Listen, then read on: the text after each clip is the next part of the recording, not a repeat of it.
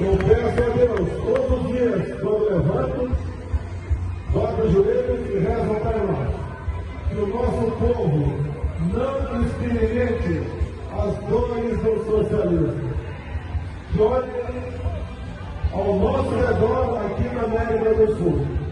Vejam como os povos desses outros países estão vivendo. Vejam como vivem os nossos irmãos da Venezuela. Como estamos vendo outros países como Argentina, Chile e Colômbia. Nós não queremos isso para o nosso Brasil. O Brasil é uma potência em todos os aspectos, em especial no ser humano que habita aqui. Então a todos vocês nesse dia, mais um dia ao nosso Deus. Hoje é um dia especial.